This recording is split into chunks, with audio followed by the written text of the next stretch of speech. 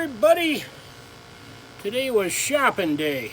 Went shopping today and started out my shopping spree today. Here, let me turn this down for a minute. Little aerator here. I started out my shopping spree this morning at the bait and tackle shop. I picked up a couple dozen bass shiners here, and then proceeded down to the Cattaraugus County Trappers Association runs a sportsman rendezvous every year. It's held in August. It's at the fairgrounds, and let me tell you, it is a wonderful show. Arrived at the show. We were given this here little pamphlet when we entered the show. Now this show has been running from 1980 to 2021, so it's been for over 40 years, and I think I've been to just about every single one. I might have missed one or two over those years, but it's a wonderful show. You never know what you're going to find there. In this little booklet, they have a page dedicated to past members who've passed on here, and have quite a name with a little dedication to them. And this year's Sportsman's Rendezvous in Little Valley is dedicated to a fella by the name of Donald Berge. And then it has some little ads in here from people who have sponsored the show. And then they have a list of demonstration schedule, and they have one on mink trapping, flat sets and drowning rods for beaver, predator trapping, fisher trapping, fox raising for profit, the proper use of fur stretchers, early and late season predator trapping, lure selection early to late season. Then on Saturday evening at 6 o'clock, they have a wonderful auction to raise some money.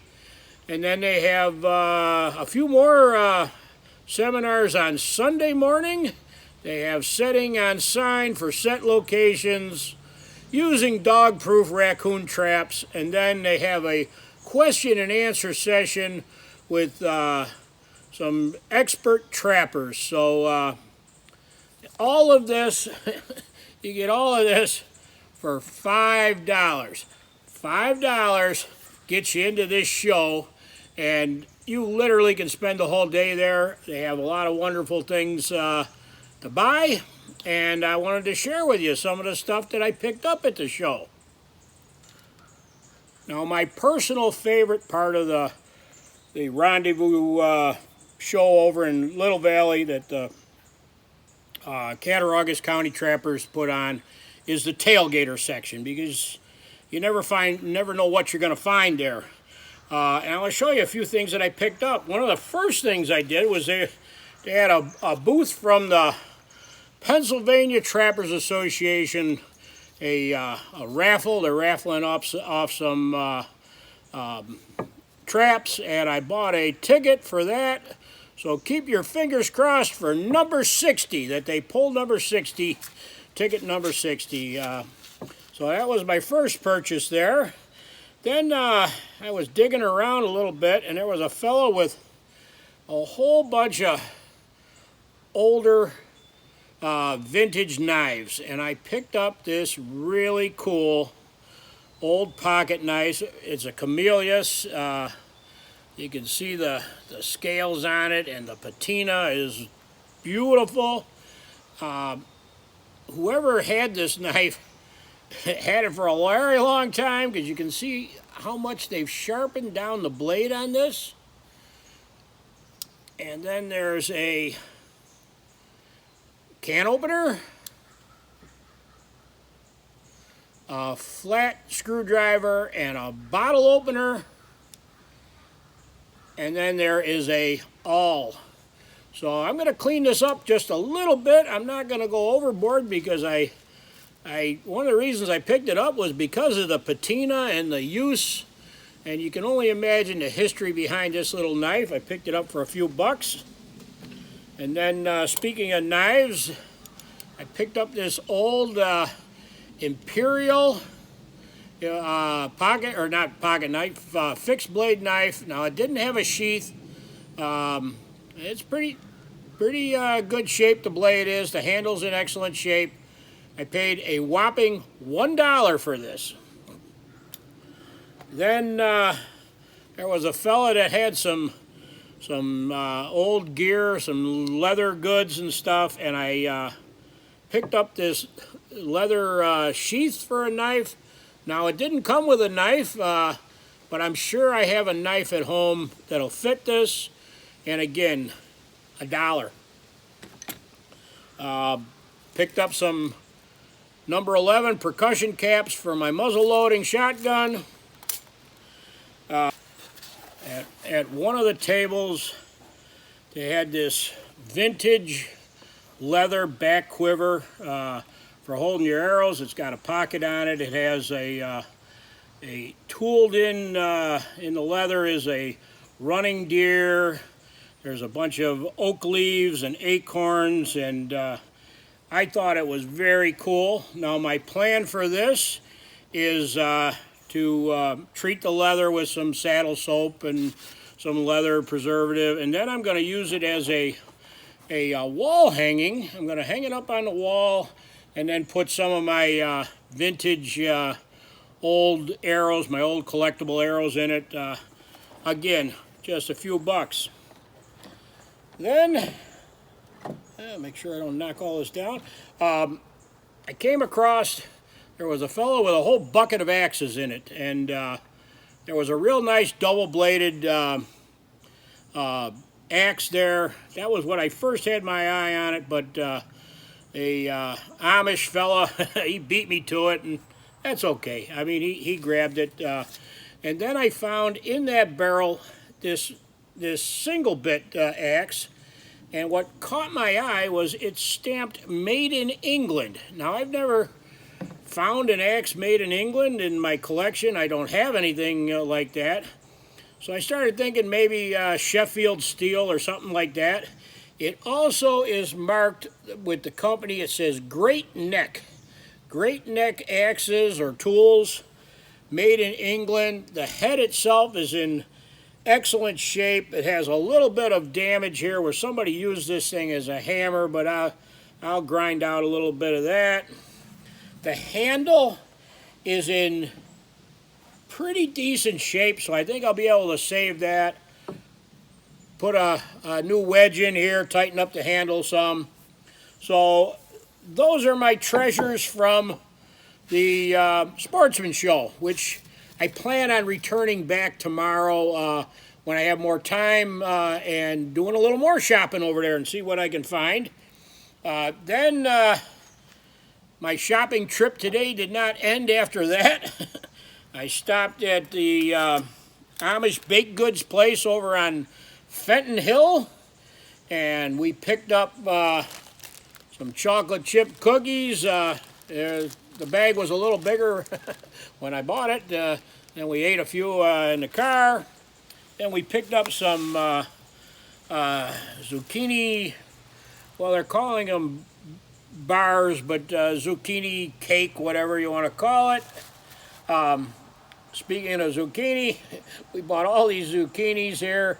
Pat's planning on making some zucchini bread, and lastly, we picked up some corn for dinner tonight. So it was a fun day shopping.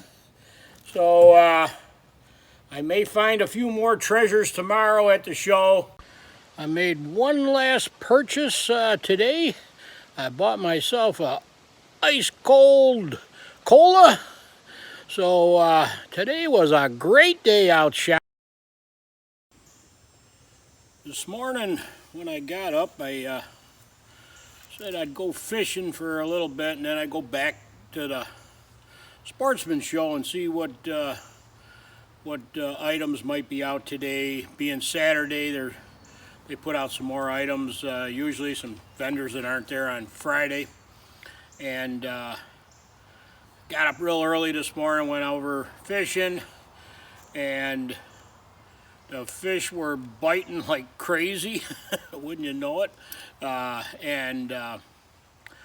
almost didn't leave. I almost decided to stay fishing and not go to the show, but I decided to wrap it up after I had caught, I think, about 10 bass and one crappie in a little over an hour's time. Anyhow, I packed up everything and I went over to the show this morning. It was a beautiful, beautiful day over there, morning, the sun's shining, and they have a huge turnout of not only vendors but shoppers, and I picked up a few items. I picked up a old vintage, it's a Hedden rod. It says it's a custom 6-foot controlled flex action spin cast rod.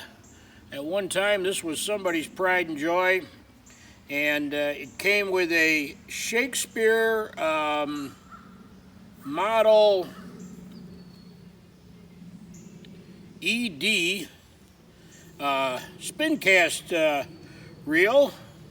It's in excellent shape. Whoever had this either took very good care of it or maybe never used it much. $4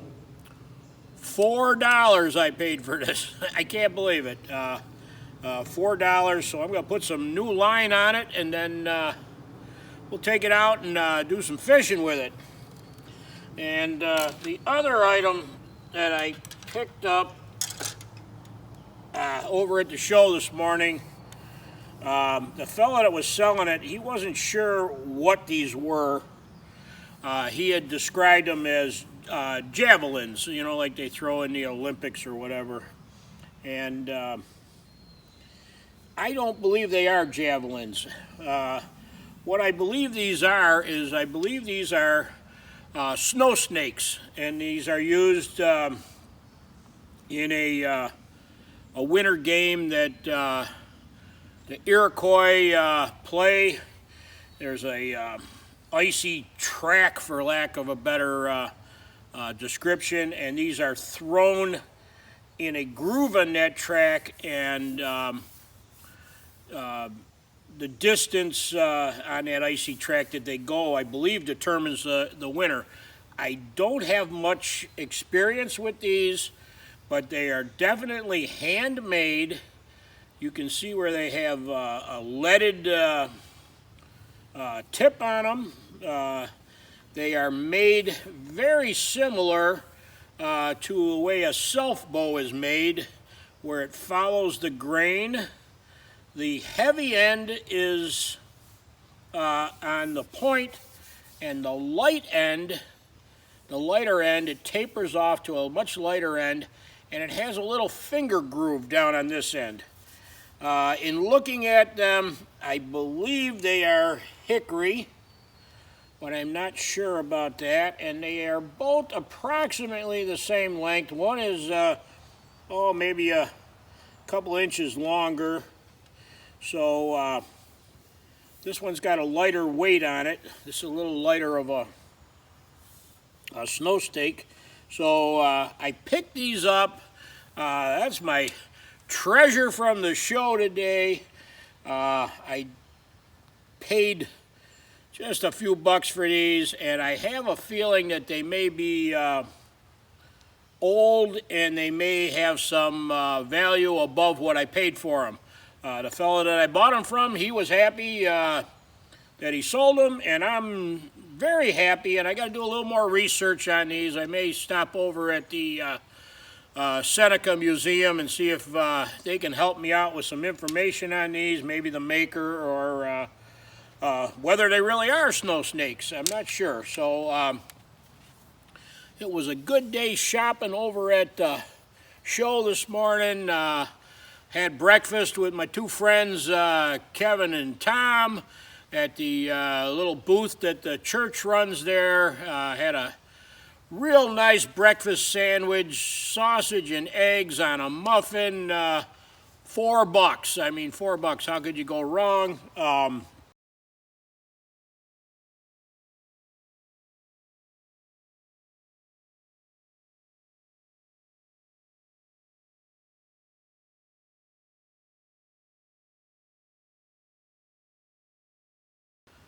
Thanks for watching, everybody. Until next time, take care.